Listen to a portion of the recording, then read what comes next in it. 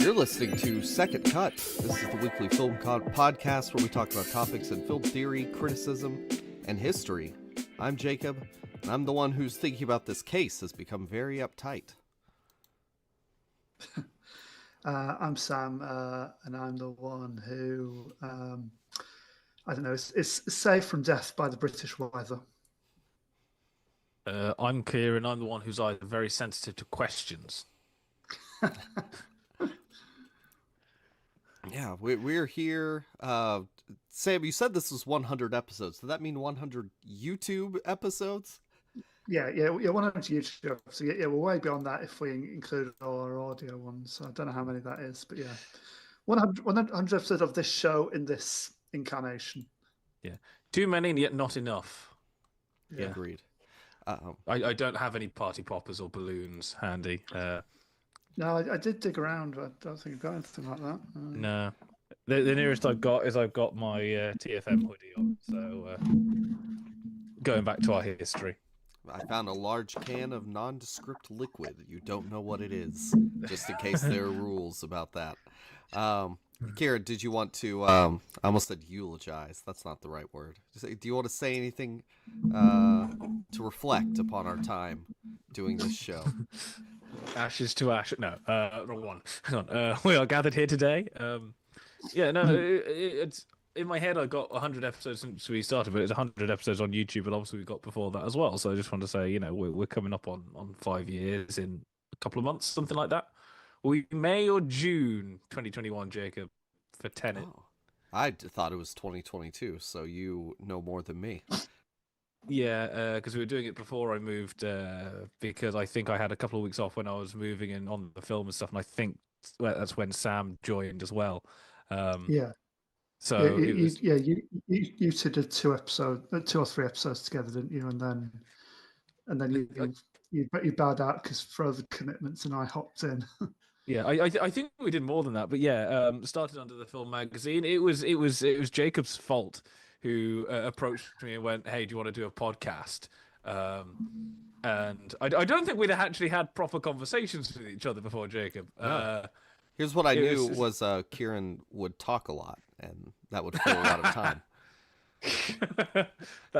So this whole thing starts because I rant. So yeah, we're nearly 5 years into this in various incarnations, in various formats. It used to be us doing it, recording on Audacity and having to transfer files over, and then we got to YouTube. And I still remember the hell of. I mean, obviously it would have been a whole other level for Jacob doing all that audio editing, but just my end, just compressing files, just to make them manageable. There were a couple of episodes that were lost in their entirety because. Recording snafus. Yeah, there are a couple of episodes that were lost their entirety, and if we dropped out because we were recording at the same time, we'd have to go back and redo in some audio questions so that Jacob could then do some work in. And then obviously the last year we've been on the Substack as well, starting that up, and then this year we're starting to experiment with more stuff. So we're always going bigger, we're always going better. But for the 100th YouTube episode, we decided to kind of go back to the first episode, kind of promo episode that me and Jacob did, and then Sam, you did your version as well, of our top 5 favorite films, which was different. We had arguments about whether we were going to do favorite films or best films, which was something that we all 3 did for the film magazine a couple of years ago. And I, again, will argue that they're slightly different. In fact, I don't think, one of my favorite films ended up on that best films list, because I differentiate the two. And so, yeah, for the 100th thing, we thought we'd come initial full circle, I think, before we go boldly forward where no podcast has gone before, and come back to that. So, what I have for to nearly say, 5 years. What I have to say is, Second Cut was a good bowler and a good man. He was one of us. He was a man who loved the outdoors and bowling, and as a surfer, he explored. He's seen things you people wouldn't believe. Attack ships on fire. No. Well, what's tough for me, any time anybody says, "Oh, what's your favorite movie?" I don't know what to say. I'm paralyzed by the question. Yeah, you immediately forget every movie that's ever existed when that question I tell you what, comes though, away. since doing that top 5 list, when somebody goes, "What's your favorite movie?" I go, "I can name you my top 5 in order." Yeah, like that's actually helped because now I just got a fallback just immediately. The worst one for me is if somebody goes, "What's your favorite film quote?" or quote your favorite movies, then I blank, and I've had that before. But in terms of favorite movies, I can give you to them in order. So it's very, very much useful. The annoying thing is if we ever get interviewed by Letterboxd, we will have choices to make because they only take a top 4. So yeah, that'll be a tricky one. Yeah, and also, whenever we were making those lists for the film magazine, like I just completely avoided the problem of favorite and did like you and with best. See, I try to get a good spread of my different film interests, something representing each kind of like favorite director, favorite genres, favorite mediums. So I had to have an animated film in there. I had to have something connected to comic book movies. I had to have musical, all that kind of stuff, and all my favorite filmmakers as well. My list was very much a mix of things I kind of consider like important and I would say objectively great, because that's a nonsense kind of phrase, but artistic merit, versus things I would just really enjoy going back to time and time again. I was going to say, I made sure on my list to make sure that there was at least one female director in there, because I had that as a caveat, and I specifically, because initially I was drawing up a list and I went, like 8 out of 10 of these are going to be horror movies, and this is going to be bad. We should look elsewhere. So I made sure there was a silent on there, black and white on there, animated, these kinds of things to give myself a spread. And they can't all be in English either.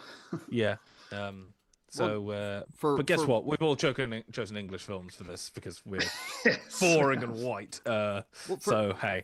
For any favorite list I am making from here on out, a rule that I have is I can't just repeat the same director, or else I'll have like, oh yeah, here's Goodfellas and Casino. You can't put. There's no point in putting Godfather 1 and 2 on the same and list. Apocalypse Now, Yeah. So I mean, you could comfortably do a top 10 just of Spielberg or just of Hitchcock, couldn't you? Really? Yeah. And interestingly enough, I mean, I'll be talking about Hitchcock later. I was I was the mad one that about a year and a half ago just went to Joe, who ran the film magazine, and went, "I've got a present for you. Here, you don't know about this. I'm going to dump it on you. Here's all of Hitchcock movies ranked. Have fun." But I put North by Northwest second, even though I kind of prefer it as an enjoyable movie over Psycho. I think Psycho is technically very, very slightly better. And even with Kubrick, favorites, The Shining is my second favorite film, but I think that 2001 is kind of technically a very slightly better and more important sort of film. So I think 2001 is always a good example for me of something that you can appreciate on like so many different levels. There's just so much to it, and it's so significant in film history.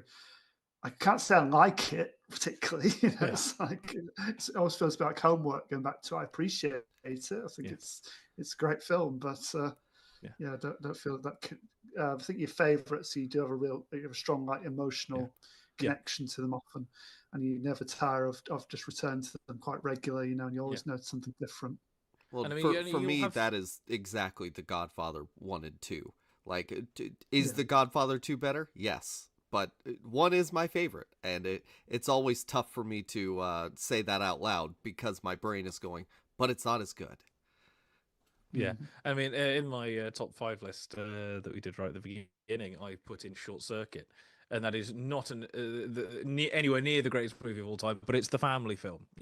My parents kind of got it when it first came out, and were quoting it all the time, and then sort of years later, probably about I first saw it when I was about 8 or 9. And so we ended up quoting it around supermarkets. We still quote it, like go back to the family home, and suddenly we'll break out in chorus of Short Circuit quotes.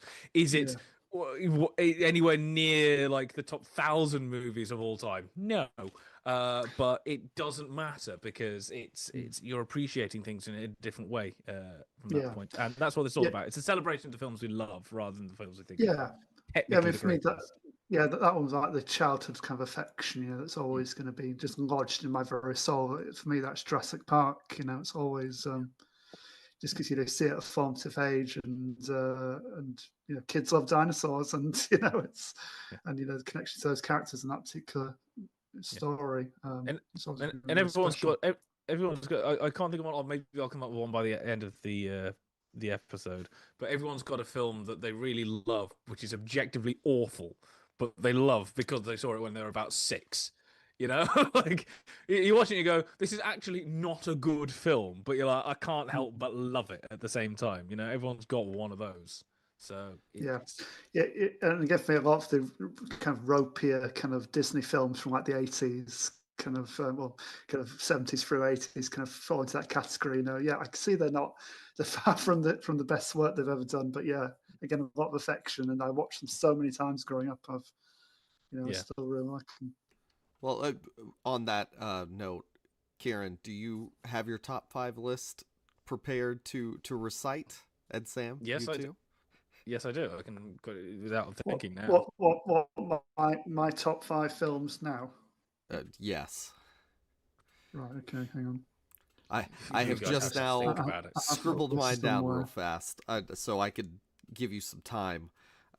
These are not in order, and I'm also violating the rule that I said earlier. But for my top 5, I put The Wolf of Wall Street, The Godfather, Babylon, The Big Lebowski, and Goodfellas. I can just sit down and watch all of those anytime and have a great time every time. Is there something about the American New Wave in there and kind of Italian Americans and by any chance? I mean, in theory, yes, but like I'm not Italian. They're other than The Godfather, they are all from the 90s or beyond. I wanted to put There Will Be Blood, but no, I'd rather sit down and watch Goodfellas or Casino than There Will Be Blood. So, sorry, I was going to say, that's probably one of the other things as well. It's like, aside from 1 or 2, probably your favorite movies aren't like really dark kind of things, It's like, although you can appreciate it, nobody's going to Jacob's Ladder as a comfort movie. It's just not happening. Nobody's going to Martyrs or, Twin Peaks it's just Fire not Walk something... with me. Exactly. You might have an affection for it and put it on because you really like the film. But when somebody goes like, "Oh, I'm just completely out of it. I don't want to think. What am I going to put on? I know what I'm going to put on. Like 2000 Maniacs. Like it's just not happening. My 5 films without thinking. Number 5 is Short Circuit. Number 4 is North by Northwest. We will get to later. Number 3 is The Wailing. Number 2 is The Shining, and number 1 is Blade Runner. Without thinking. Okay. Nice.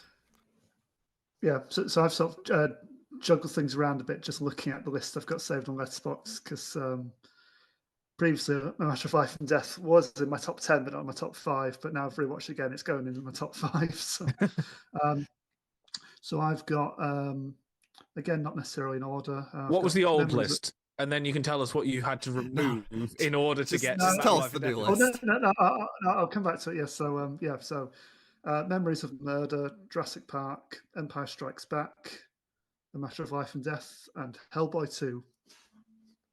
What has been kicked out of the club?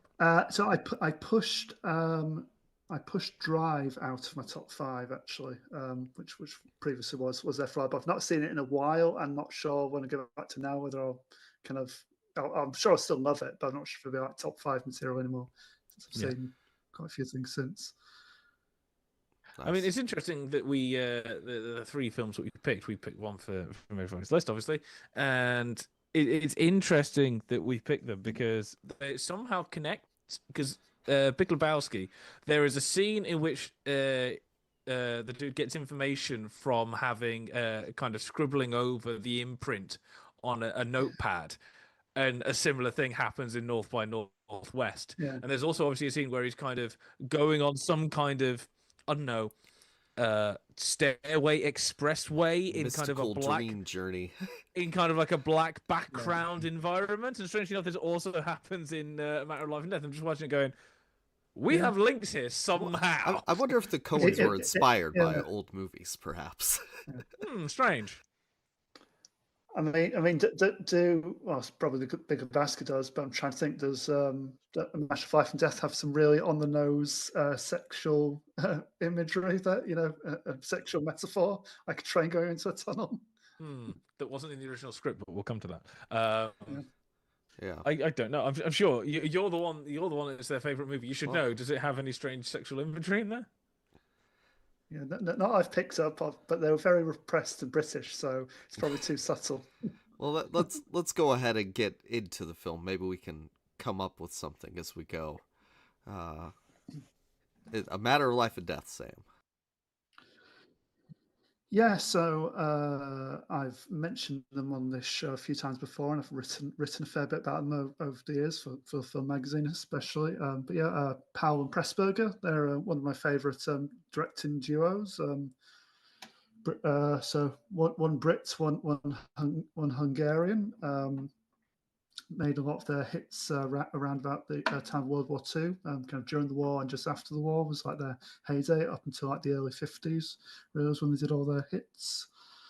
They weren't very popular with kind of the British High Command, even though they did do a fair bit of propaganda for them, because their films tended to be gently critical of the war in general. I think soldiers were represented in a good light, but not necessarily the leadership, and just the general waste of life in general. I think they both disapproved of. So they got the messages in there, even if it wasn't explicit. It is there if you're looking for it.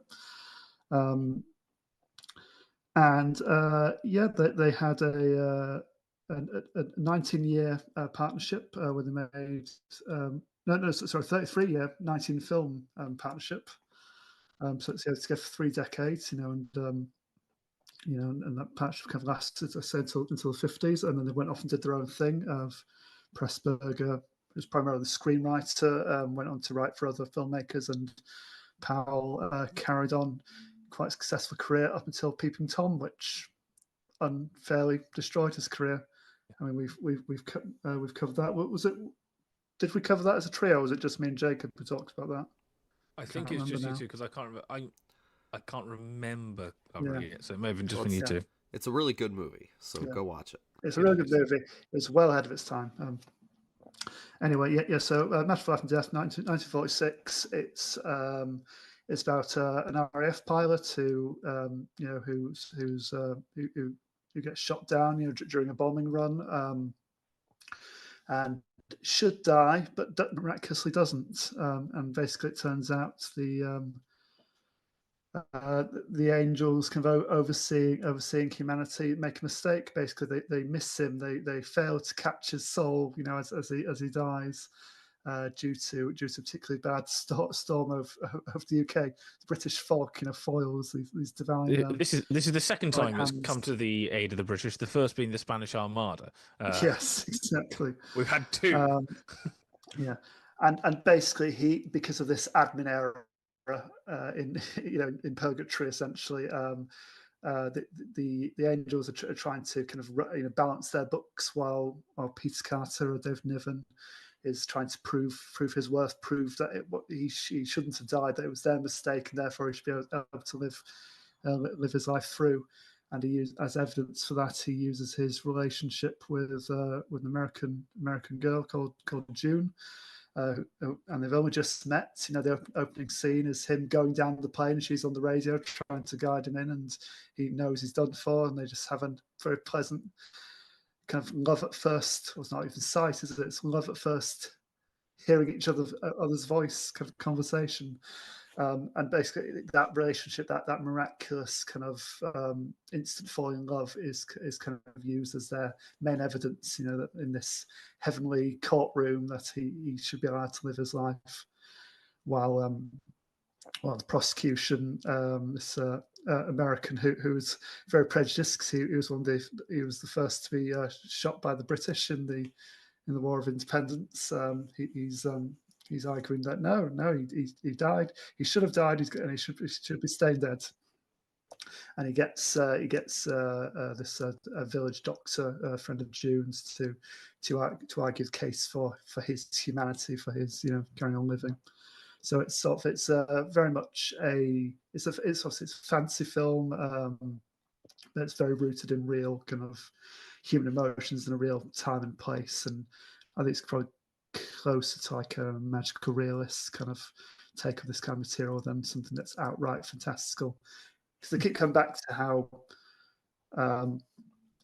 Peter basically what they deemed as hallucinations, but they're saying, he's, it's mad what he's thinking, but there's a logic to it. It's all consistent, what he's going through. So they're just trying to work out exactly how to win his case and how he can basically how his mind can conquer what he's going through. Because a bit like something like Wizard of Oz, I suppose you could take it as how much of it is in the main character's head, and you can read it either way. Really, you can take it that this is a fantasy film and he really is battling for his soul, or it could be, he didn't quite die in the plane crash, he's in a coma, and they're trying to bring him out of it. So, depending on how you want to read it. They do mention for his brain surgery that he's babbling about, all the movie plot. And so in a sense, it's in his head to some capacity. And they're like, yeah, so we have to do this surgery. Well, except the British version of old-timey voice. Oh, we need to do that I can't do both of them at the same time. But yeah, they need to do his brain surgery on the night of the important event in heaven because maybe it will help him come through. Yeah, and you have the old Wizard of Oz / Peter Pan kind of technique of having the same actors playing different characters in the fantasy world and in the real world. So the judge and the prosecutor are the surgeons, working in the operating theatre with Peter. And again, that kind of brings in that kind of question of reality.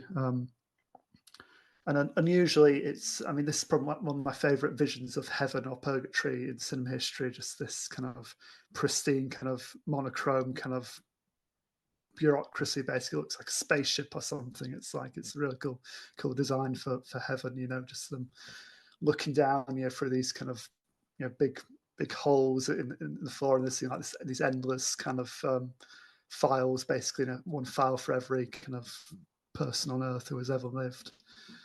That's one of the things that got me as well watching this for the first time a couple of days ago. They've been like, I'll get around to it eventually. But so you've gone to him because obviously in the real world it's in Technicolor, and then you've got the black and white, the grayscale, the monochrome, whatever to call it for heaven. Yeah. And then when the courier character, the French courier, who's the most amazingly French stereotype kind of Blackadder, doesn't go that far ever, comes back down to earth, there's an amazing kind of gradual tint into the So he touches the rose on his lapel, and then it kind of bleeds out from there, doesn't it? It's gloriously done. And it brings up that, and obviously that prompts a wonderful quip from him, which we're starved of Technicolor up there. They knew what they were doing. It's such a beautiful moment, just visually. Yeah. It is one of the, I think, best looking films. I think there's no exaggeration. I think some of these scenes, especially, I think the opening, the plane crash, is one of my favourite scenes in cinema history. And I think I still look at it now. It could have been shot yesterday. It still looks so good.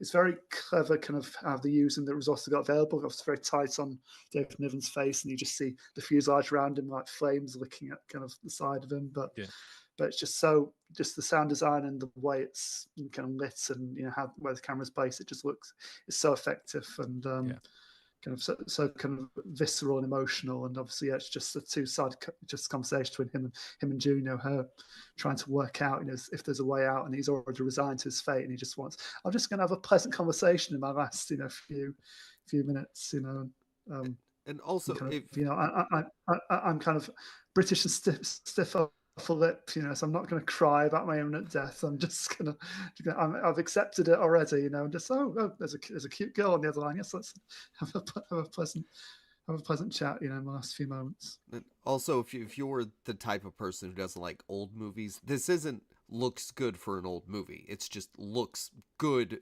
This is an incredible looking movie.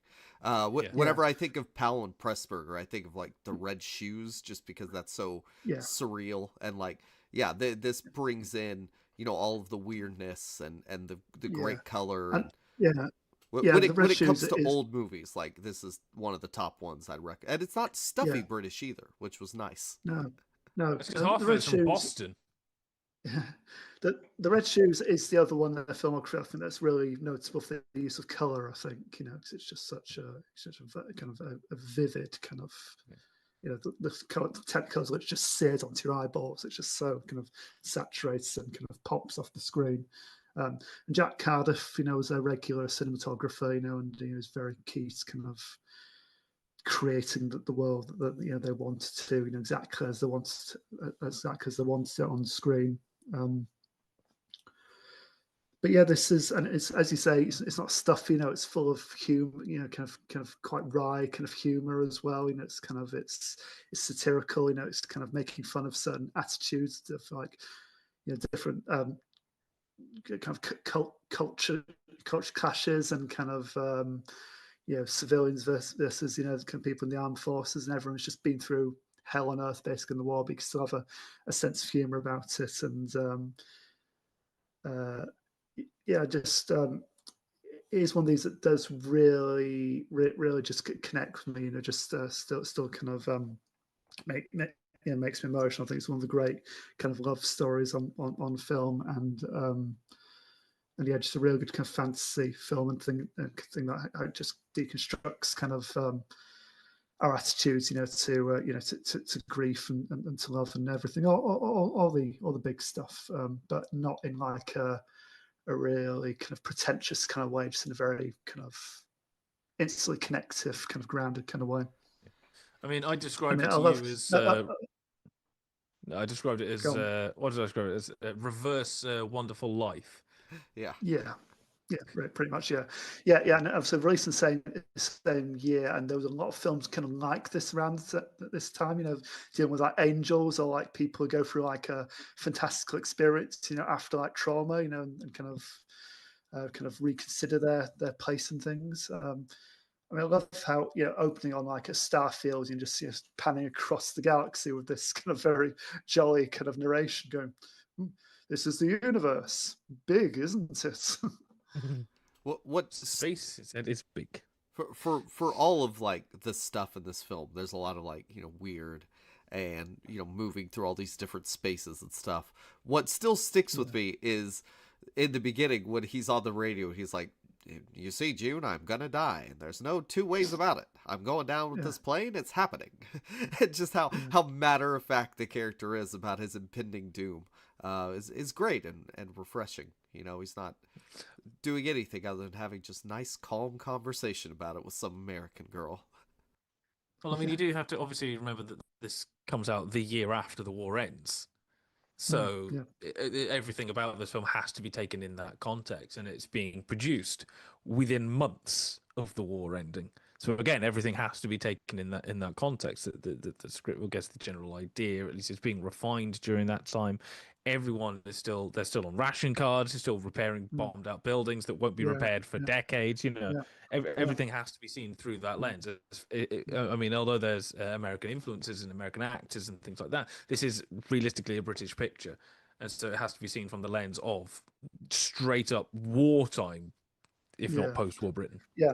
I mean, this would have been released during the war if not for a delay in getting the amount of Technicolor stock that they needed. So there was there's a scarcity during the war, and they had to wait for that to become available, which delayed the shoot by 9 months. So Hitler probably would have thought this was a beautiful film. Yeah, what was the production schedule timing wise? Do we know kind of dates and stuff? Because I've got a particular. I'll just have a quick glance. I'm not aware off the top of my head. Production. So it looks like production took place from 2 September to 2 December in 1945.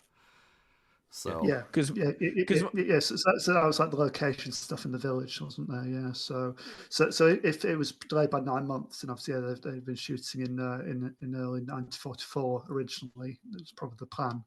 Yeah, because my hilarious thing is the use of discussion of essentially there's a plot device where one of the characters wants to borrow a book of Alexander Alekhine, the former chess world champion. Yeah, you know I'd pick up on the chess bit. And that comes down later. But it's interesting because at the time they were shooting it, Alyakin was still alive. By the time it comes out at the end of 46, Alyakin was dead. And there's whole things about that, about Alyakin in general, that he was essentially, when the Nazis invaded France, they essentially kind of got hold of him and essentially forced him to write essentially a load of kind of anti-Jewish propaganda, playing only Nazi-regulated tournaments. He's still world champion at the time, and all this stuff. But there's also things that it's like, oh, we've got your wife hostage. Essentially, don't do that. We're going to do stuff. But then in 46, he died, was holding the championship. He was arranging a championship match, and he died in his hotel room.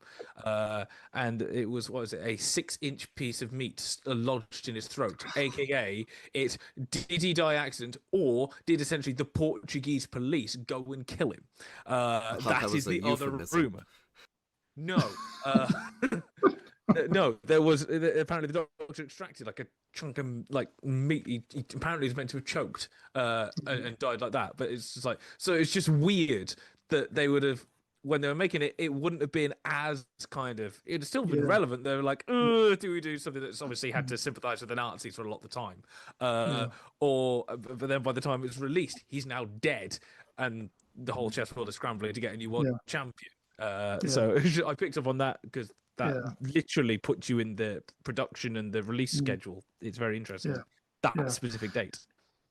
I mean, aside from like, the emotional content and the intellectual content and like spiritual content, I suppose, and the performances and everything like that, it's a real kind of technical kind of achievement, I think, in general. This film, and you've got the use of color, but apparently with the black and white scenes for the heavens scenes, they were shot on 3 strip Technicolor stock, but no color dyes were used in processing the film. So basically, it comes out black and white, but it sort of has like a weird kind of glow to it, almost like a sheen to it, which kind of gave it that kind of unique look, which I think is a really kind of clever kind of a way to play around with like what you've got available.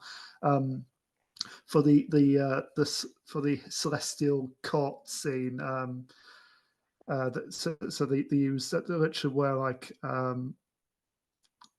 about 5,000 extras in total for that scene. Literally just get that many people in a big room, basically, in like their costumes, from various kind of points of history. And they had like like to do the background to like the map painting, basically, for the surroundings. That backcloth that they painted onto measured 350 feet long and 40 feet high. So it's just wrapped around like the whole like sound stage for those scenes. And they used 8 other kind of backcloths of similar size, in other scenes, kind of in heaven.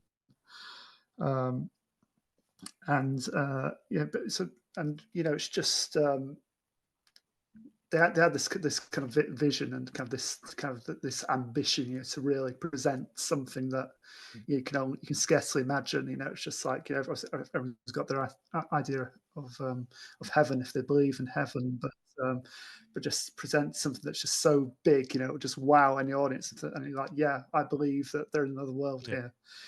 This is they're literally dealing with like the building blocks of the universe, and they're changing things. It's still full of bureaucrats.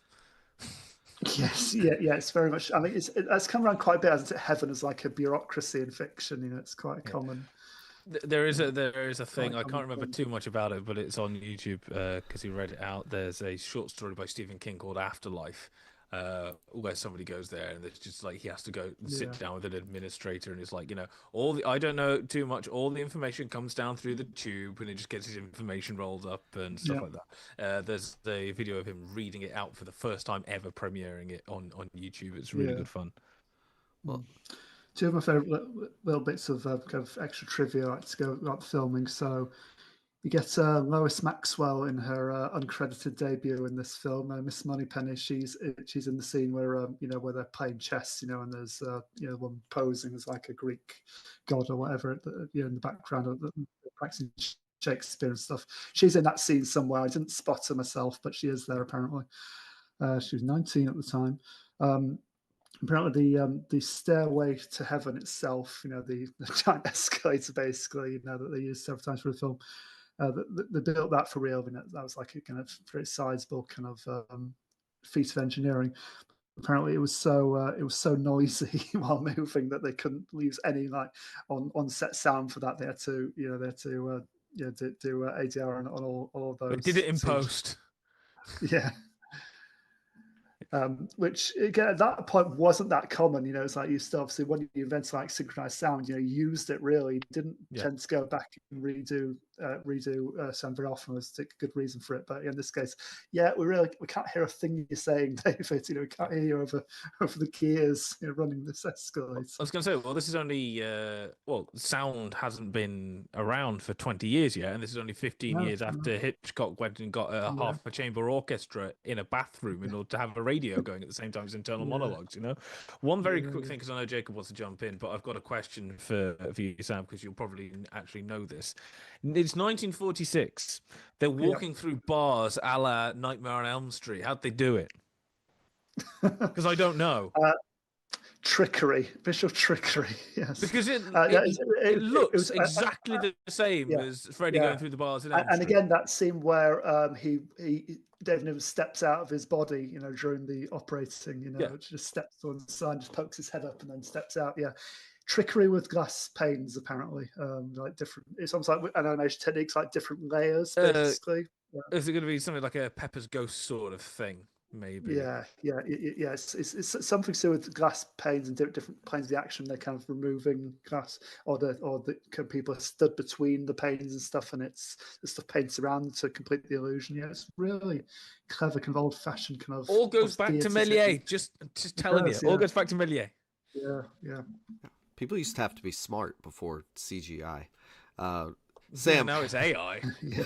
Sam, I should have asked you this at the top of your bit, but what was your first encounter with the matter of life and death, and then when did it kind of become a favorite and stick around for you?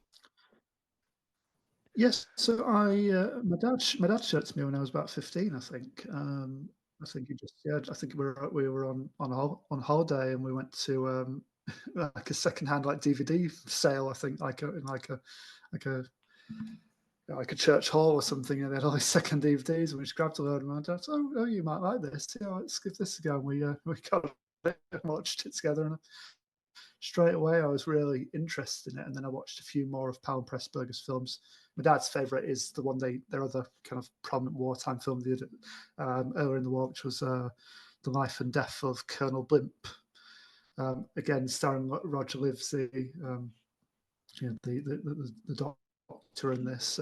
He only did 3 films with them, but they're probably 3 of their best. He did Matter of Life and Death of Colonel Blimp, and I Know Where I'm Going, and he's great in them all, and they're easily their best ones. But yeah, I watched a few more of their films. I watched on his recommendation. I watched Black Narcissus and The Red Shoes. And can't remember which others, but yeah, pretty much. Yeah, I watched a handful, and I was kind of really interested in them as like a partnership. And then kind of, I just over the years I just kept coming back to this again and again. Really watch every couple of years, and something you just can't really explain. Just somehow, just something just make a connection with you straight away. It speaks to you. Yeah. I mean, I do quite like. Kind of wartime set films aren't necessarily like war films, kind of they're a good kind of backdrop for an interesting kind of character study, or kind of people, trying to just have relationships and tell each other how they feel in like very adverse conditions. I was find it quite intriguing. I always like a bit of a fantasy element thrown into an otherwise kind of emotionally grounded kind of story. Question: do you think this is their best film? Yes. Okay, so you do actually think their best film is your favorite film? Okay. Yeah. Hang on a sec. I've got just see. I think I've seen about 10 of their films. Let me just see. I just want to throw in here. Whenever I learned about British cinema, I mean, this was the main go-to was Powell and Pressburger, and then kitchen sink rugby films. Yeah, It's like yeah, we don't have many types of films. Now it's kind of very low budget kitchen sink war movies, James Bond, Harry Potter, so like tent poles that are normally funded by Americans, or anything to do with kind of stately homes and courts and royals. That's about it at the moment. Yeah, because I mean, Scorsese's got a lot to, he deserves a lot of credit for making them better known in the States. Really, being a fan of their films like early on, then literally to the extent that like tracking down, Michael Powell in his old age when he was basically penniless and disgraced. I said, "Oh, come over to New York with me, and I'll get you some speaking engagements, and we'll talk about movies together. And you can advise me on some of my filmmaking techniques." Yeah. And obviously, through Scorsese, Schoonmaker, ends up marrying Michael Powell. It really is a good movie.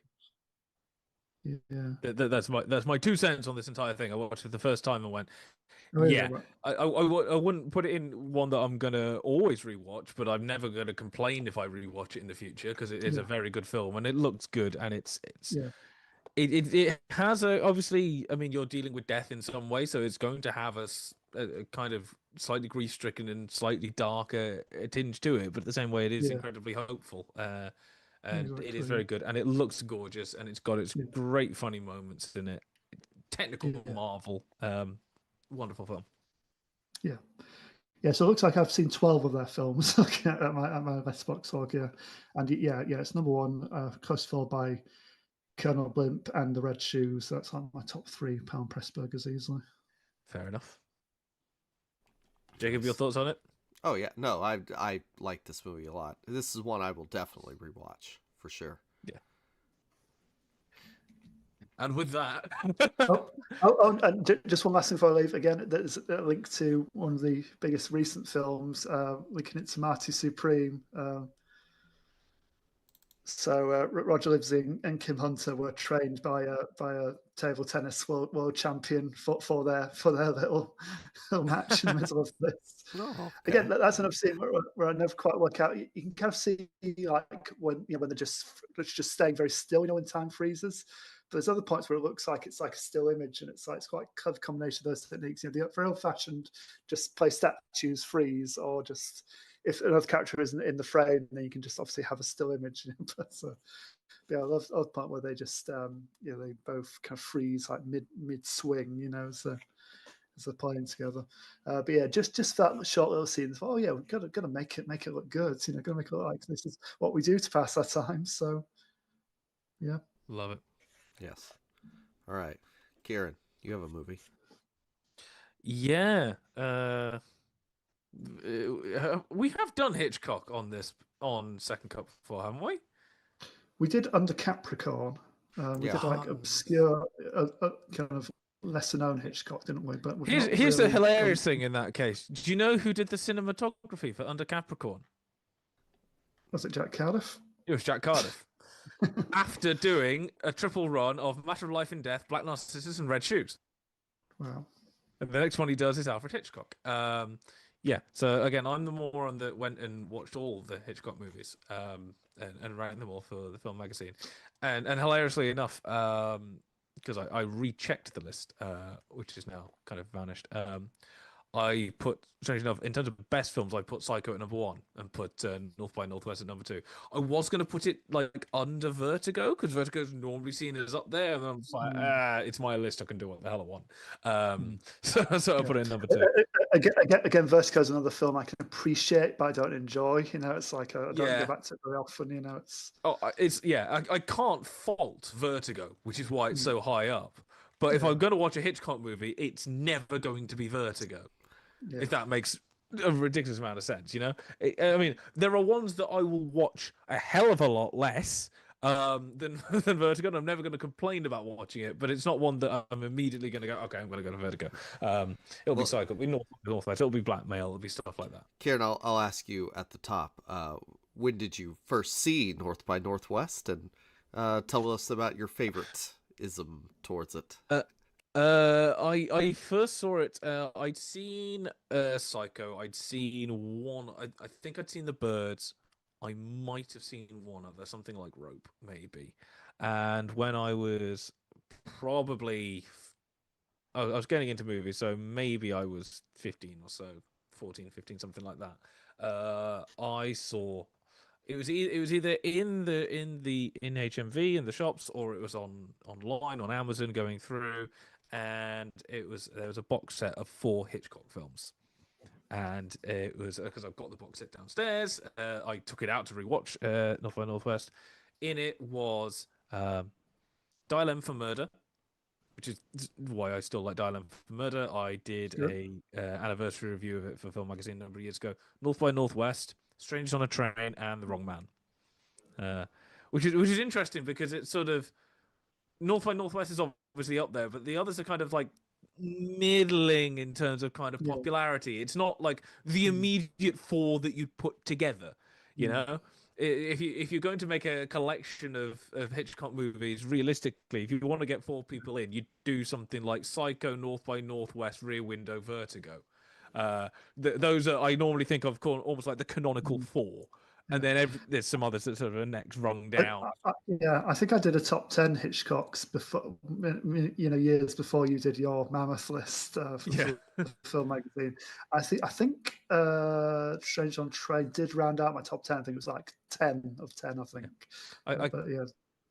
Yeah. So if somebody wants to look it up, I mean, I can look it very, very quickly. But yeah, and so I'd got that, and I watched North by Northwest, and I just kind of fell in love with it, and just sort of ever since then it's been one of those ones. And I think it's because it sums up Hitchcock very well. You've got kind of the thriller element, you've got everything along those lines, but people don't appreciate that Hitchcock was always cracking jokes. Like a lot of his films, like I know he does thrillers, but a lot of the films are ridiculously funny, and that's kind of the point. They are meant to be kind of light and humorous in a number of ways. I'm just finding my list. Yeah, so those 4 I put in 4. I put Notorious in 5th because you can't argue with that. Notorious is his Biggie biography. Yeah, I remember that one. Shadow of a Doubt I did put in 10. To catch a Thief. I love To Catch a Thief. I love Shadow of a Doubt. Yeah. Yeah, The Birds in 8th, Rebecca in 7th, Rope in 6th. So Strange on a Train didn't sneak in there, but yeah. And Rebecca, hilariously enough, the only one. I mean, do you want to hear my Oscar for? Do you want to hear my top 5 for a laugh? Go for it. Yeah. Yeah, so my top 5. So again, and you're probably going to laugh at the number 5, Kieran, but I've always loved The Trouble with Harry. I think it's his like more comic films. I think it's easily. It is. It's a black. Like it's a black comedy. It's a comedy of manners. The dark sense of humor and the fast elements. I've always really enjoyed that. Yeah. So I think I must have had Shadow of a Doubt just out of my top 5. Might have been 6, I think. Yeah. Yes. So I've got Trouble with Harry at 5. I've got Rebecca at 4. Yep. I've got Rope at 3. I'll take. I've got Psycho at 2 and Rear Window at 1. I'll take it. So where's I put North by Northwest? Not high enough up. And then probably not. It would be high if I redid it now. I had I had Shadow of the Doubt at 6 and North by Northwest at 7 on my list, I think. Yeah. So by this point in Hitchcock's career, because it's got to come with a bit of background for this. Anyway, if people haven't seen it, I'll go over the plot quickly, and then we'll get into it, because the background stuff is just as interesting, because it's kind of stupid how this film came about. This is a story. It's got Cary Grant in it, and this is one of the reasons why I love Cary Grant is for this film, although Cary Grant.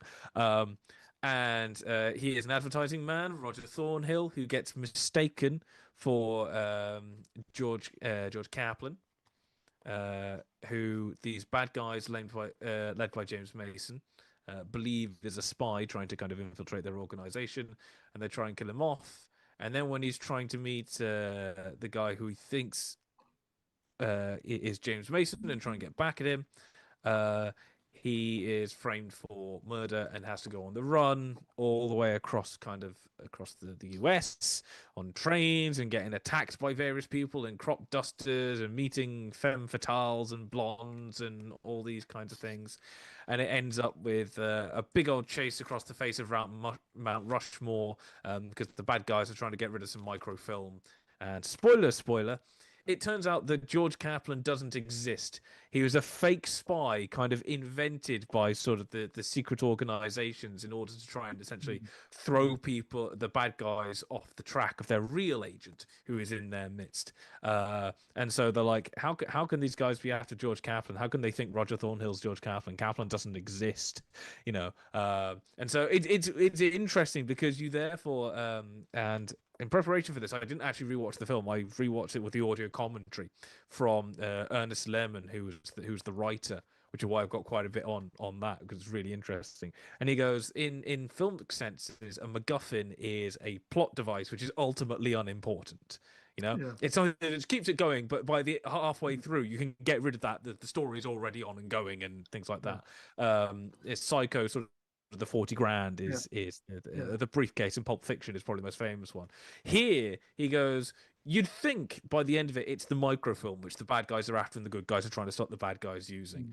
He goes, to be honest, there's kind of two, and the second one is actually George Kaplan himself. You know, by halfway through, we'll go, there's no George Kaplan. He's kind of irrelevant. And we kind of switch going on. I know it's a technique that's been used a few times over the years, but it's probably one of the earliest kind of most prominent examples of this. You know, the key scene where basically someone's going to explain to us what's been going on, and they're drowned out by like background noise. You know, well, so interestingly enough, Lemon picked up on this, and I took notes somewhere. And he essentially said that, well, kind of what he realized was happening. Okay, I haven't done the notes, but what he said was that by the time you get to that scene, they've already had a couple of scenes showing kind of the CIA beforehand explaining what's going on. And they go, by the time that guy has to explain to Cary Grant what's going on, the audience already knows. So what we'll do is we'll add a bit of comedy so you know they're talking, but you don't have to hear it all again, and we can get away with that. It's very much, whenever I think of people complain that you can't hear audio in films now, Tenet is the one that everyone comes up with. I always think of that scene going, there are times when deliberately obscuring audio has an exact purpose. I think people mention is it On the Waterfront, I think, as well, has a similar scene where it's kind of when you don't need the information but you need to know that the information is being given, you can get rid of the audio. It's a really fun scene with that. Well, I love this movie. The thing I love, I think, a lot more and keeps me coming back is just learning more stuff, and hearing this audio commentary I learned a lot more. And essentially what happened is that Bernard Herrmann, Mr. Musical Genius himself, introduced the writer Ernest Lerman to Alfred Hitchcock, and Hitchcock asked him to do one film, and Lerman turned it down. And Hitchcock was actually quite put out by this because this is the mid-50s. Like, how dare anyone turn down Alfred Hitchcock? But they kind of had the same agent who got them hooked up, and it actually turned out they quite liked each other and wanted to work together. And they were originally going to work on a film adapting a book called The Wreck of the Mary Dear, which eventually got made again, well, in 1959 with Gary Cooper in it, based on the 1956 novel. And essentially what happened is Lerman kind of, after sort of, he did a bit and then went off and was like, I can't do this, came back in, and after another 3 weeks went to Hitchcock. You might be able to do this, but I can't. I can't find a way to make this work. And Hitchcock went, and they'd already been contracted, I think, by MGM or something like that to make it. And Hitchcock went, oh, don't worry, we'll just make another picture instead. And Lerman's like, well, what happens? Because we're meant to be making this film. What do we say to MGM? And Hitchcock goes, oh, don't worry, we just won't tell them. Or it might have been Paramount, actually. It might have been MGM or Paramount or something like that. So they essentially just go, we'll cook something else up. So they've kind of got no plan. And Hitchcock is very well known for most of his stuff kind of being taken from books or plays, you know, a good 70-80% of that. And Hitchcock doesn't have a writing credit after like 32, 33, something like that. I think Waltzes in Vienna is the last one he kind of co-wrote himself. He had input, but in terms of kind of creditation, doesn't have anything else. So he's making this, and they're batting back ideas back and forwards as Hitchcock's doing Vertigo and a couple of others. And Lehrman's kind of, he's very much a writer that has to go out and do things. So he went out to, so for example, when there's the scene where the bad guys get Cary Grant drunk, and he gets arrested and put through kind of the process of being arrested for drunk driving and put in court. He got essentially a judge to kind of put him through a fake thing of being standing up and tested so that he would know what it was like. He went out to a couple of the places in order to know what it was like as he was writing it. And his thing was, I want to write the Hitchcock film of all Hitchcock films. And Hitchcock was like, you know, I've always fancied a chase across the faces of Mount Rushmore. And so literally the end scene, it was the entire point of them working towards it. And something I didn't know is where the title North by Northwest comes from. Because this movie has nothing to do with direction at all. Like, it's never brought up. The Northwest. Yeah.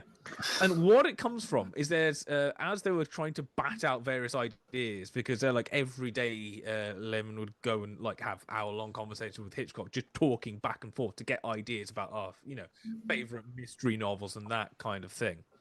One of the anecdotes, and Lemon says it was, how did he say it? He says that Hitchcock once told him an anecdote going, I always wanted to do a scene in the General Assembly where the guy giving the speech stops and says, I refuse to continue until the delegate from Peru wakes up. So they go to wake him up and he falls over dead. And the only clue was he was doodling a pair of moose antlers. And from that, he goes, for some reason, the moose antlers suggested kind of the north, the northwest, you know, those kind of the colder regions. And so from that, just the Northwest bit stuck. And so they used North by Northwest as a placeholder name. And they were going to change it, and it never got changed. It just stuck as North by Northwest. So the actual thing is just like a vague idea of a thing that they just kept. Insert more logical title later. Oh, wait, we forgot. Yeah, we come up with a load and they never quite work. So we'll just stick with North by Northwest. So when people are like, why is it called North by Northwest? It just means a general sense of movement in a direction. Yeah. That's about it. It could be South by Southeast. And people say that because it's like North by Northwest is not a direction. It doesn't exist. You know, it'd be West by Northwest or North Northwest, but North by Northwest is not a thing. Yeah, it's because it was just kind of running off.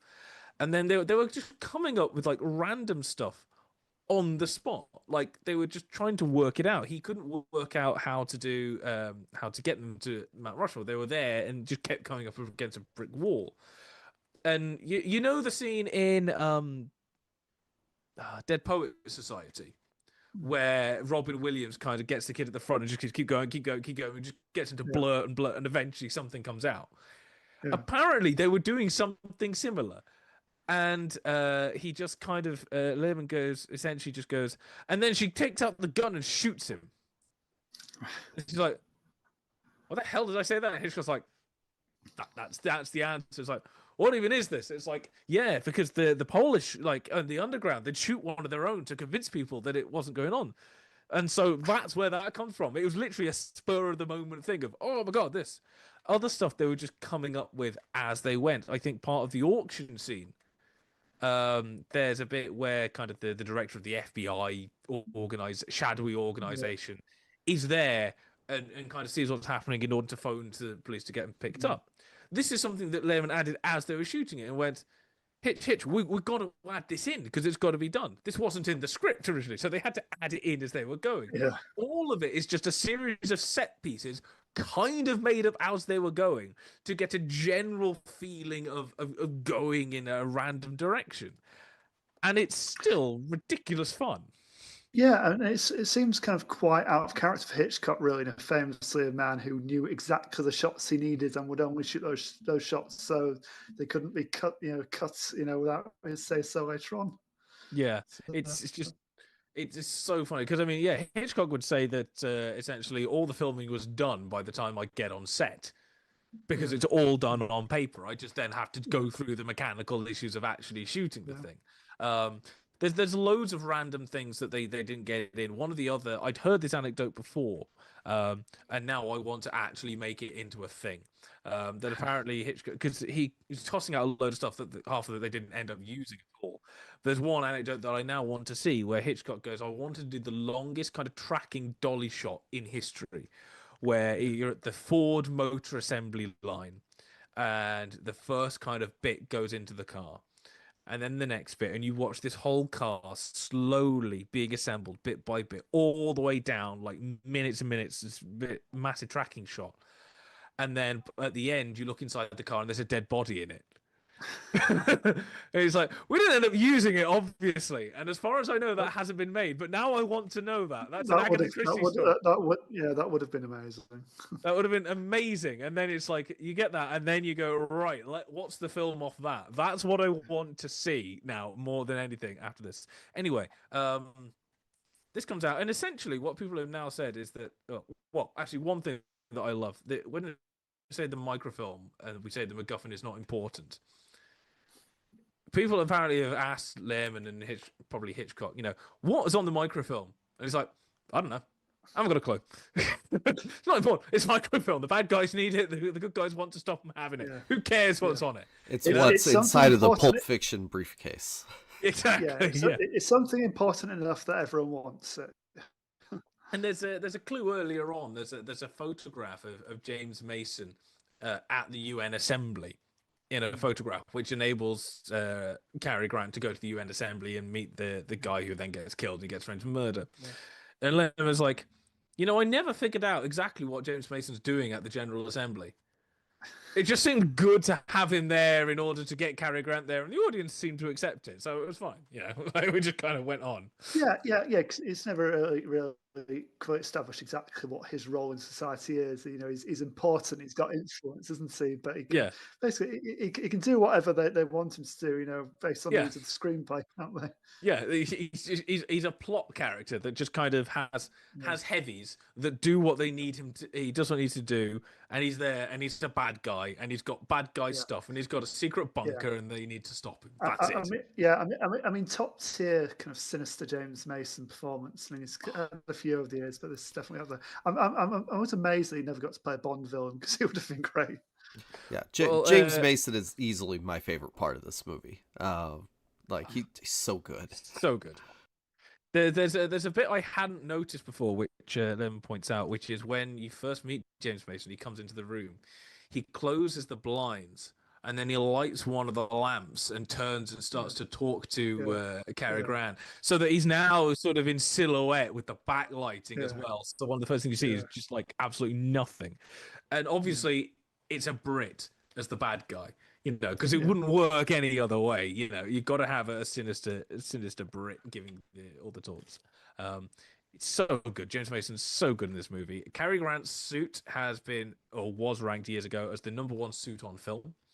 I'd agree. I saw a thing somewhere. Apparently, one of the reviews is this is not about what happens to Cary Grant. This is about the tales of adventures of Cary Grant's suit, which is great. Like I love it so much. And again, and it's upsetting. Like after the kind of the crop duster chase, the suit is covered in dust and mud. It's like, no, beautiful suits. How do they put it through such torments? Hilariously enough, there was a moment apparently the script supervisors and the set dresser they'd shot the crop duster scene, and then suddenly they're in floods of tears because they're about to, I think they were just wrapping, the time is up, and they realized as Cary Grant's kind of come out of the crop duster stuff and kind of run back onto the road, they hadn't got him covered in the dust. Yeah. And they were like, oh my God, they're in floods because it's like, no, we messed up a Cary Grant Hitchcock movie. Oh my gosh, what are we doing? They had to go back and reshoot it. So part of that is reshoot. Wow. And make it a plot point that one point about halfway through is he's got to get his suit cleaned, hasn't he? He makes a point of, when he's checking his hotel, he has to wander around without his pants for a while. Yeah. I mean, it's just, the whole film is just absolutely ridiculous. It's just stupid to a certain point. And then you get, because they're making it up on the day as they go. Hitchcock apparently shut down like the whole picture for a day because Ernest was in Europe doing something else, and Hitch couldn't get hold of him, and Hitch couldn't work something out. There's a scene where spoiler, Eva Mary Saint, who is typical Hitchcock blonde, is doing nefarious deeds at one point, and is talking to one of the heavies, and they're at a train station, and she's in the one booth, and the camera tracks down, and you see the bad guy in the other booth, and the implication is she's talking to him. And Hitchcock apparently couldn't understand how he'd got the other booth's phone number. And couldn't work that, and something about that had thrown him off, and couldn't work out in order to get the motivation. So shut down the shoot for the whole day. But apparently, obviously, worked it out because came back the next day. It's like, okay, we're good. We can keep going. They didn't go into what the main thing we're trying to get in the movie doesn't matter. But how did they get that phone number? Yeah, Hitchcock couldn't work it out in his own head in order to justify. I always presume they were both miming, and somehow hear between the booths. They were just talking to each other. I just went, they're talking on the phone to each other. Like, why do we need to know why they got the number? But for some reason, that hadn't clicked in his head, and couldn't get hold of the writer for an explanation. So just shut it down. And this is kind of, most Hitchcock films are just executed on the day. This one really was not. And I think it's a testament to the skill of Hitchcock, but not just Hitchcock, of the cinematographer, the art departments, everything there, that it manages to get pulled off the way that it does. Because it's just, and as has been said, this is essentially a prototype James Bond movie. And when people go, what is North by Northwest? It's like, have you seen a James Bond movie? Yeah. Imagine that. I do think, James Bond. I do think if only he'd been like 10 years younger, 10, 15 years younger, Cary Grant would have made a great James Bond. Not British. He is. Is Cary Grant British? Yes. What? Yeah, he was born in Bristol. I was pretty sure he was. No way. Yeah. This is my life. Archibald Leach, but born in Bristol, I believe, and then moved to States. That's why he's always got this like mid-Atlantic twang. It's not quite American, it's not quite British. It's the most unique voice in Hollywood. Yeah. His accent for me definitely leans more British than American. That's what I hear in his more. 20s. Okay. When did he move to America then? In his 20s, I think. That's my life completely changed. Yeah, okay. Cary Grant, we'll claim him. He can be he can be Bond. Yeah. I would not want AI for anything, but that I'll take. No, please do not do that. But did he say he had something about the train going into the tunnel? Or did you say that was that was an afterthought? That was not in the original script. It was just I think probably the train going off into the sunset. And then Hitchcock decided that obviously we want an innuendo right at the end. And this is again a trademark of the Bond movies, that right in the end Bond gets the girl, and it's like, Bond, and they shut it off. 007. And you see Cary Grant pulling Eva St. Marie up into the bed of the train, and then you have a train going into a tunnel as the final shot. There definitely is nothing about that which is suggestive at all. Definitely not. But yeah, I love this. It's a movie which is so endlessly rewatchable because it's incredibly lighthearted and meant to be funny. Yes, it has its serious moments, but Lehrman is going, look, half of the stuff is intended to be stupid. And there's a scene, for example, there's a scene in they're checking out the hotel where Kaplan is meant to have been and can't find him, and they get into the elevator and the two heavies go in next to him. And then Cary Grant kind of goes to his mother. By the way, the person who plays his mother, whose name I've forgotten, is actually younger than Cary Grant. which is great. Cary Grant kind of motions his mouth and goes, and she leans over and goes, "You two aren't really trying to kill my son, are you?" And he's like, "Oh god!" And they all start laughing. Cary Grant apparently was like really upset because he didn't think it was that very funny. And then they saw it in the cinemas, and it was like, okay, yeah, fair enough. There's something about his charisma, though, his kind of screen presence, where he can make something that's even not that funny on the page, funny kind of in execution. Yeah. There's something about his timing and the way he plays stuff. Oh, he's so good in this film. Yeah. So there's just various bits like that. I can come back to this. It's like if I'm depressed, I can put on. I mean, during lockdown, when it's 2021, the birthday came around and it's like we couldn't do anything, so the family like, what do you want to do? Because I was stuck in the family home because of lockdown. It's like, what do you want to do? But they can't do much, and I'm like, I want to watch a movie. What do you want to do? North by Northwest, because you guys haven't seen it. It's endlessly rewatchable. It's just fun. Just shove it on a big screen and just have fun with it. Like, there's some innuendos. There's an amazing thing where when Cary Grant and Eva Marie Saint meet in the train carriage for the first time, there's a moment where she says, "I never discuss love on an empty stomach." Yeah. If you watch her mouth, she's not actually saying that. She's saying, "I never make love on an empty stomach." And people are like, we're going to have to change that. We're going to have to slightly dub that over for censorship reasons. It's like, Hitchcock is always having battles with the censors. On Psycho the year after, there'd be a thing where on set, he knew that essentially the censor guys were going to have issue with the film. So he got the chief of the American Film Classification Board to come in for a day and watch him shooting one of the bedroom scenes with at the beginning between Sam and Mary Crane, so that he'd be more inclined to be nicer when we get to all the other stuff later on. To kind of not give him an X-ray. I mean, didn't he challenge the censors? It was like the shower scene, which obviously presumed they'd have a trouble with because the way it's the genius way in which it was edited, and the challenge saying, if one of you can find me a single frame that actually shows you anything obscene, then I'll take the scene out. But I mean, so he kind of, they knew that was coming, so he did that. So there's just little bits like that, and it makes it, I think, interesting when you go back and rewatch it, because there's all these little things that you then learn, like the hotel where Kaplan was meant to be, where they go in and see.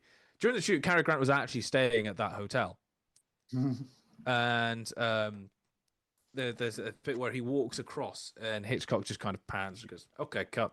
And somebody goes, "Mr. Hitchcock, you didn't give Cary Grant any directions."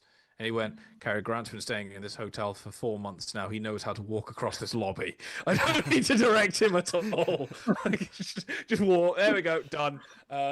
He knows where to go. He knows what's done. I think it's that bit. It might be where he's going to meet his business associates. One of them at least walking across. But I think famously Cary Grant took like cuts in pay a few times, just so either to either upgrade into the best accommodation available, the fanciest hotels imaginable, or that he could just keep his wardrobe for each of his films. Basically, I don't think he ever bought himself any clothes for like his whole film career. Basically, I'll just keep the suits I've been wearing for this lovely suit I've been wearing for this film. Just that only works for some things. It's like, oh, I need more clothes, right? I want to nick the Deadpool suit. Like, you can only get around wearing it for a certain amount of time, Here at Second Cut, we let Kieran keep all of his clothes. Yeah. I didn't have any when we started. We were audio only. That's why. When I finally got enough clothes from doing enough episodes, then we could switch to video. This is how it works here. Yes. I love this movie so much. It is just like, it goes on, and the music as well. Bernard Herrmann just kills it. Like, Hitchcock kills it. Everyone kills it. It's just like, it's just a good, fun, classic adventure thriller caper. Like, what more do you want? It's a great Hitchcock film, and it's only one of two actually I've ever seen in the cinema before. So I saw my favorite. I saw Rear Window about 10 years ago in the cinema, and then I saw this a couple of years, 2 or 3 years ago in the cinema. And yeah, it was great on big screen, packed cinema. Sat next to this because it was like mini Hitchcock season basically.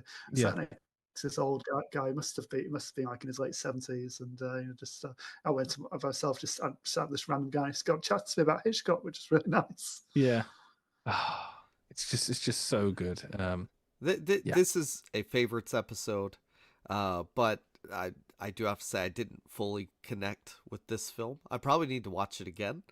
I love James Mason. The music's great. And obviously I can appreciate how great Hitchcock is, but I was expecting something more like David Lynch, I guess, once the identity stuff gets mixed up, but yeah, just the entire plot for me was like, I was trying to, follow along and guess, and it just kept not going directions my brain was going, and it's more of a me issue than it is the film issue. So this is one I'll rewatch, but I think you're expecting it to be a lot more complicated than it actually is. Well, in the opening bit, whenever they confuse him and then he gets drunk and everybody's like, whoa, you weren't staying, it seems like it's going to take more of a surreal turn than just they have mixed him up with somebody else. And I don't know. I was just expecting weirder than what I got. No, Hitchcock has gone weird. He did, Spellbound and stuff like that. Even like darker edge, like Notorious or Suspicious. Yeah. Vertigo is definitely weird, isn't it? I think if there's one where the plot's going to lose, it's probably going to be Vertigo. Yeah, but this one is just like, once you get the general principle, it's just like, oh, in case of mistaken identity. Well, all the hits are in there. You've got a wrong man, you've got a Hitchcock blonde, you've got an action sequence, a kind of famous landmark, you've got a sinister guy, you've got a MacGuffin, Well, and really, for me, like the plane crashing into the tanker was a better, kind of set piece for me than the Mount Rushmore stuff. But I don't get why the truck didn't stop for him. That's what confused me. They keep going.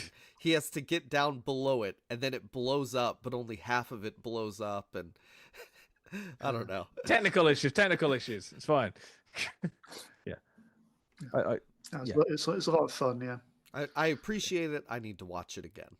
Yeah, I think it's one of those ones where if you're expecting kind of like Hitchcock to go. Again, this is why I like him, because he's not serious. This is one of the ones where he's definitely not serious at all. And it's kind of like one of the most, in a weird way, harmless Hitchcock movies. Like, he's gone dark on quite a few. This one is not. Like, it's just there's a part where, he doesn't have a ticket on the train. So, and also he doesn't have a room. So he's like talking to the lady and he needs to hide. And she just puts him in the fold out bed and just stuffs him in there. It's very silly. Like a tin of sardines up here, He's going to get a ticket from the to get on the train, and the guy's he got sunglasses on to try and hide his identity. He's like, something wrong with your eyes? Yes, they're sensitive to questioning. Now we get a ticket off. It's so good. I did like little bits and scenes, but as a whole piece, I did not fully connect with it. But boo! There's always play the boo sound from your soundboard. Well, no, that's on the other thing. I can't do it here. We will get a soundboard working in the future. Anyway, I've ranted about Hitchcock enough. Let us move on to something more recent. Something that bowled you over. That's a good one. Well, as you can see, I just typed something to strike a chord. The movie that I picked is The Big Lebowski, which has... I don't know how long it's been a favorite of mine. A while. I watched it for the first time as a teenager, and I had a similar reaction to North by Northwest. I didn't really get it. I don't know. It didn't do anything for me. And I can't remember when I rewatched it. My dad loves Coen's. I don't think he showed it to me. but I know he does like it, so that's interesting that there wasn't a connection there. But yeah, at some point, I was probably late teens, early 20s. I watched it again, and I at least thought it was funny. Maybe it was after I'd seen memes online, because Walter and the dude, for at least in the early 2010s for a brief time were internet memes with "Am I the only person who cares about whatever?" And well, that's just like your opinion, man. Your opinion, Those are man. both Yeah, that's meme the one. formats. And then I think John Goodman, you're going to enter a world of pain as well. Was one for a while that seems to have faded into obscurity of the meme rounds. The first time I watched this, I didn't know who Tara Reid was. It's just so much of it was lost on me. But there were funny quotes, and over time, like I really just grew more and more of an appreciation for it, especially the more I watched older movies, especially noir, and kind of started to see understand like where the Coens are coming from with their filmmaking and that kind of stuff. I mean, I've always loved the Coens. I admit this isn't one of my favourites of theirs. I did rank all their films for the Film Magazine. Looking at my list now, I put this at 6, I think. So 6 of 18. So it's up there, but no, it's just not one of my favourites. I appreciate it, but I don't kind of love it. I don't go back to the times I'm getting them. Though it's good. It's good. I do love Miller's Crossing, but that's I don't know. Yeah. Like I have so many gangster movies already. Kieran, do you like Coen Brothers movies? I think I've seen 5 of them. I'm not one that will go searching out. I've also seen Tragedy of Macbeth, which is by one of them. I'm looking through now. I've seen Fargo, seen this. I've seen Oh Brother, Where Art Thou? I've seen No Country for Old Men, and I've seen True Grit many years ago. Again, Tragedy of Macbeth. Yeah, so it's my top 5 from that list. So yeah, Fargo was my number 1, followed by No Country for Old Men, then Inside Llewyn Davis, then sorry, going to the next page. We are waiting for Sam's thing to load. Oh, right, yeah. Then and then Barton Fink and Big Lebowski 6. I think those crossings just after that. So yeah. Sam, could you repeat that? I don't know if it was my internet or everybody's. Yeah, it broke up for me as well. Okay. So it was Fargo, followed by No Country for Old Men, followed by A Serious Man, followed by Barton Fink and and Inside Llewyn Davis. Yeah, they're my top 5. Nice. I like Fargo a lot. No Country for Old Men is great, and I said I love Miller's Crossing. Like those are probably my top 4. But just I can sit down and watch The Big Lebowski anytime. It's not that serious. It always makes me laugh. And yeah, it's very rewatchable for me. So in case you have not seen The Big Lebowski, it follows a Los Angeles slacker / bowler who gets mistaken for a millionaire with the same name, and a simple demand for rug compensation spirals into a faux noir kidnapping mess involving porn money, nihilists, corrupt cops, and the world's least effective investigator. So there's a point later on in the film where there's a guy following the dude. So his name's Jeffrey Lebowski. He goes by the dude. There's the other Lebowski, who's Jeff Lebowski, but he's not the Big Lebowski. Yes, he is the Big Lebowski, but we're talking about the dude. The dude, he's getting followed around by a guy, and he goes to confront him finally, and he says, "I'm a private investigator, like you."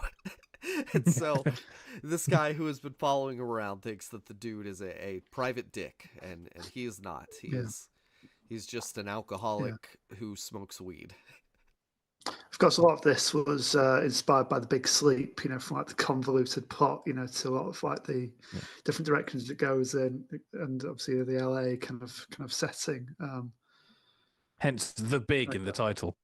Yes. Yeah. Well, it gets kicked off because these guys, again, confusing the dude for the other Lebowski. They break into his place, ask for the money for his wife Bunny, and pee on his rug, and saying ever thus to deadbeats Lebowski. Like that, I could sit here just quote the movie, read the script to you for the entire podcast. That's the best part. I've got a question. If we're talking about MacGuffins, is the money the real MacGuffin, or is the rug the real MacGuffin? Yeah, no, it's the rug for sure. Yes. I think MacGuffin has to apply to the protagonist above all. So yeah, it's the rug. Yeah, yeah. Other it's got to be people something that want the ultimately money. doesn't matter. Yeah, it's got to be something that ultimately doesn't matter. Which, sorry, dude, but your rug doesn't matter, even if it ties your room together. No, it doesn't. It behaves like a noir film, but not really. Also, because it's just kind of meandering, and the dude is not a private investigator, but it'll have a bunch of the same beats. Like, the dude will be somewhere, and then these guys punch him out, and then he wakes up. That kind of stuff. Yeah. It's a kind of slice of life, sort of slacker stoner comedy that a noir keeps trying to butt into the conversation with, and this comedy wants nothing to do with this like film noir. Get out of the way. I don't think it would play bowling and smoke. I don't think it would necessarily improve the film, but it'd be kind of an interesting experiment if you could just do the exact same film, but have like the dude doing like a voiceover narration throughout, but just in his kind of stoner drawl, basically. It would be interesting. I think when I think of like people talk about a sort of movie plot about stupid people, misidentifying and confusing and all that stuff, people usually go to Burn After Reading, and I think the big difference between this and Burn After Reading is it immerses you in the dude's perspective. You're with him the whole movie, and the movie itself feels as if it might be in a solid drug regimen in order to stay on top of the case. Just obviously pointing out this, the second film that we've done with A Case of Mistaken Identity as the central concept of his plot. Yeah. I mean, I really don't think anyone writes stupid characters quite like the Coen brothers. I think that's one of their main skill sets. And it's interesting from film to film, depending on what story they're trying to tell. Sometimes you feel real sympathy for the stupid characters, and sometimes they're meant to be detestable, and just you're meant to cheer for them. You need to get what's coming to them. But this is very much, these guys are stupid, but we love them for all the mistakes they make, and just how every single thing they try to do makes everything so much worse. Yeah, and what I ended up, what I noticed about the film is it's very much a flow, just like a series of things happening. They don't fully make sense, and I think part of that is like the subjective coherence of we're following the dude who is constantly drinking White Russians and doing a J. And also, when he does start taking the case seriously, he becomes uptight about the case. That's when bad things start happening to him, and he starts losing, the plot. But early on, so basically what happens is he goes to Jeffrey Lebowski's house, his mansion, and it turns out, he goes there to get compensation for the rug, but he comes back later, and what the plot is the rich Jeffrey Lebowski, his wife Bunny, has been kidnapped, and she's Tara Reid, just this pretty young girl who used to do porn and paints her nails green. He needs to get her back, and so that is what the dude is tasked with. And he goes to the bowling alley to talk to Walter, and he goes, "She just kidnapped herself." And he figures out the whole plot right there without any thought or effort. But when he does start, caring both about himself and others and all that, things begin to go wrong for the dude. And that's a real shame. It is one of these films where kind of things happen to Lebowski. It eventually becomes like an active protagonist, but he really is a passive protagonist because he just like at every opportunity until it gets like much later, just like wants the whole thing to go away, just wants his rug back. Just like, can we stop going away? It's like, I don't even care about the money. I'll take it, but to be honest, just go away. And like, John Goodman keeps dragging him into it. It's like, no, just leave it alone. Just like, leave me alone. And that's like, it's such an interesting choice for a main character because the whole thing is that, you know, you're taught in screenwriting school that you need an active protagonist in order to get the whole thing going, to keep it going. And it's just like, this is really not. He couldn't care less, and that is so different and so interesting for a main character. Yeah, and the those are really the two main figures are the dude played by Jeff Bridges, and man, he's just great. But then John Goodman playing the really over the top Vietnam vet, Walter Sobchak, who isn't there some question about whether he was actually in Nam? Yeah, that's fair. Yeah, but generally, I just I just go with it. I can't recall what it is in the film that does make it questionable. I do have that idea in my head, but doesn't the dude basically just come out and say it at one point? Well, you weren't even in Nam. Oh, does I don't remember. Lines. Yeah, I might be wrong there, but I've got a vague recollection of that. But yeah, Walter's always, he'll get very outraged over very small, innocuous things, and then bring it back to Vietnam. I didn't watch my buddies die face down in the muck, for whatever. And when he's at a diner getting kicked out, he talks about defending freedoms so we could even be here in this diner. One of the things I do, because I last saw this maybe, I don't know, 7 years ago, something like that, to kind of say I'd watched it. One of the things I remember is just him going like, why do you keep bringing up Nam? Not everything is about Vietnam. Oh, that's at the very end. Why does everything come back to, this censoring it. Why does everything come back to Vietnam?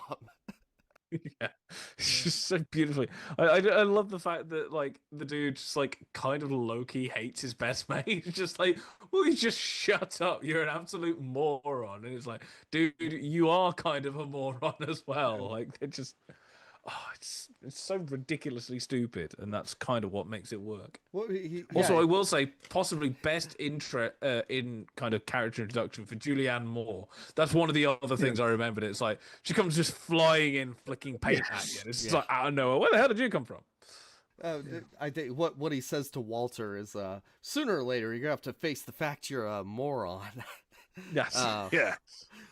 Yeah, but my three favorite scenes in this are there's this. So they play in a bowling tournament with Steve Buscemi's character Donnie, who Donnie's just kind of there, not quite paying attention. He's out of his element, and he cannot possibly grasp the complexity of this film.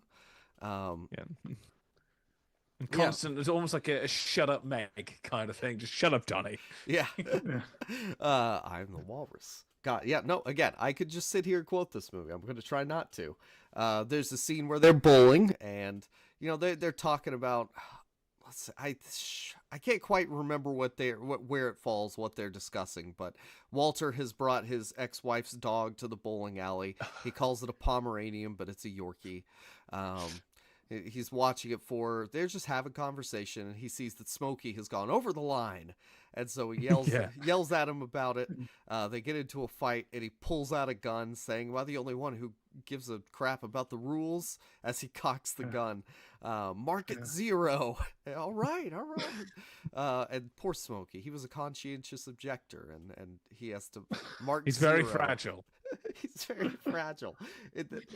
That is my favorite scene in the movie by far. It's just, every element of it's great. Yeah. I mean, one scene I do hard relate to because it sort of happened to me in real life. Really? The scene of scattering Donnie's ashes into the winds, and that kind of happened to me. Oh no! I'm sorry. I thought you were going to say that it happened to you, that somebody pulled a gun on you for breaking the rules or something. No. scattering my grandma's ashes with my family on the beach, and we didn't really take note of the wind direction. I mean, it wasn't quite full on in the face, but we were walking away afterwards, and we all noticed we were kind of covered in like a fine layer of dust. It's like, he's going to be always with us, you know.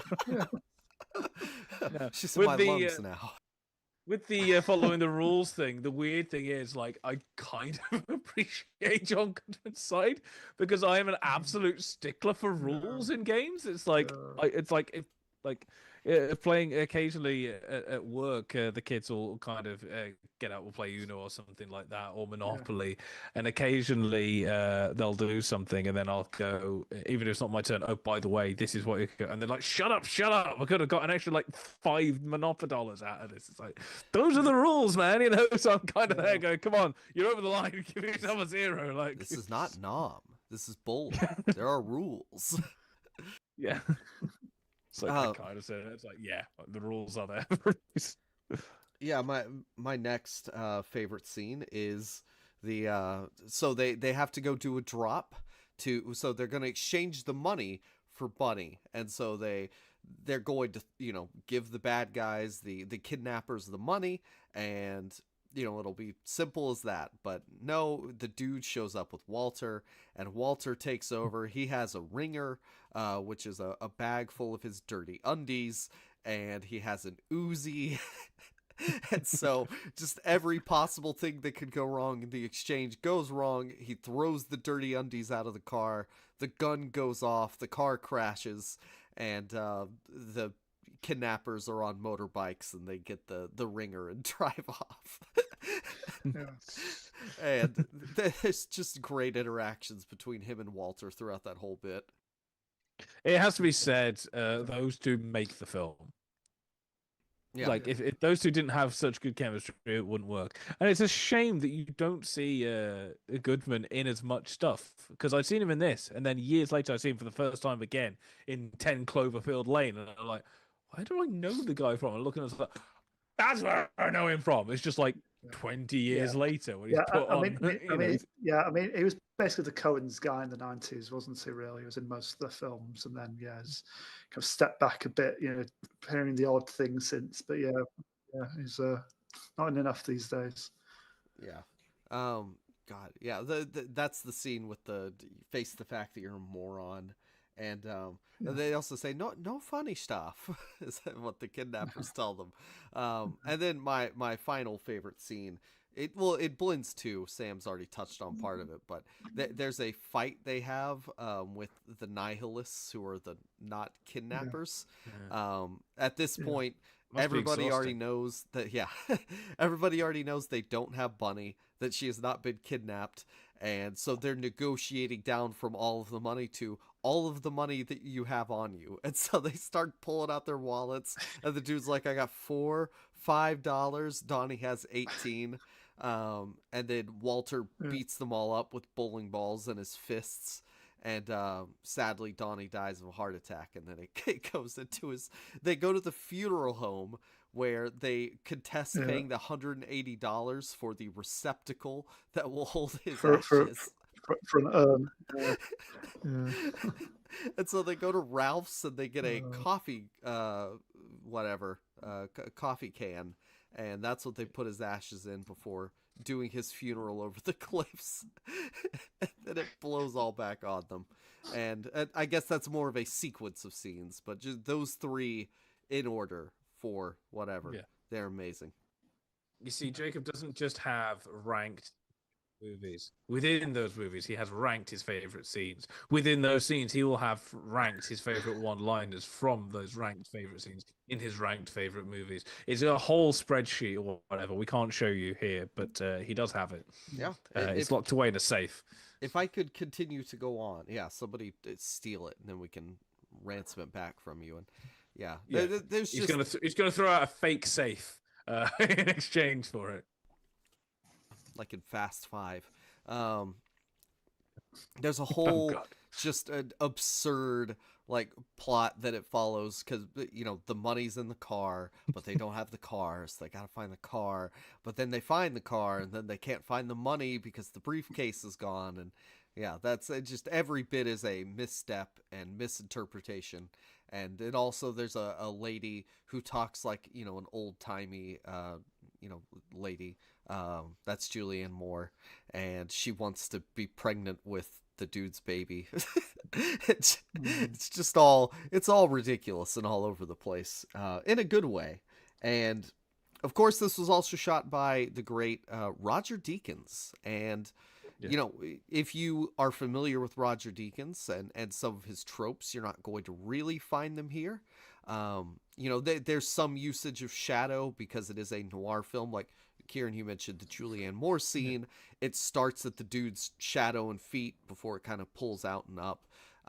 So much of this story is told through really subtle camera drift and really good blocking to keep, these movies where they're kind of just sitting in the same spot in a scene. Like they're in the bowling alley, they're in their chairs, but there's both the camera movement to draw you in and then the movement up and down or over here throughout the scene to keep the motion going, and it doesn't get boring.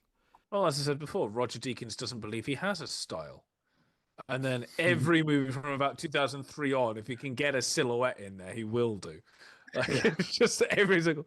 So much so, I think I said this before, when I did my final year film in the third year, we had a shot of our character walking up, kind of silhouetted. It was just getting dark. And so we just got his outline of the hill and that. And I literally, when we were editing it, I named that kind of bit of footage the Deacon shot. Because it's just like that. Just it's ridiculous. They go to the bowling alley a lot, which it has its specific lighting, but it's all naturalistic lighting. Like they're rarely going for anything extreme. Yeah, I suppose it's just the dream sequence, really, isn't it? That's kind of outside that kind of style, really. Again, that's more about the sets and props and stuff than the shooting. Yeah, exactly. Again, obviously linked to films like A Matter of Life and Death, which portray this other world for the character to experience for a spell, as they're going through a particular moment in their existence. Indeed. Yeah, and just overall, it's a really funny movie, but it wasn't super successful when it came out. It's one of those that has become more of a cult hit. It is incredibly replayable because of all of its quotes and the way somebody will say something in one scene and then it'll be reapplied and misapplied later. Like whenever very early on, the dude is in a store buying half and half, which it's less than $1, and he's writing a check for it. And he hears George Bush on the TV say, "This aggression will not stand." And then later he uses that with Jeff Lebowski while they're talking. Aggression will not stand, man. Will not stand, man. And then another of my favorites that I found recently was Jackie Treehorn is developing erotic software. And then when the dude is with the cops, he says, he treats objects like women, man. I always forget about Ben Gazzara that he's in this, and it's always a joy when he walks on screen and goes, "Hi, I'm Jackie Treehorn," because he's never not great in everything. Yeah, it's a very Freudian film. It's a film concerned with its character's subconscious and bringing that to the forefront in funny ways. I can't remember.